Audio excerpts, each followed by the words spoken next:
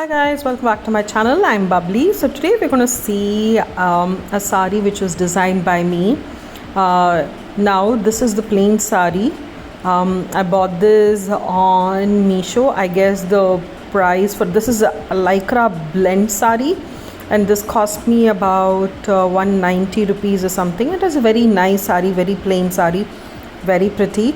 So I'm going to show you as how I'm going to design it. So let's get to the video.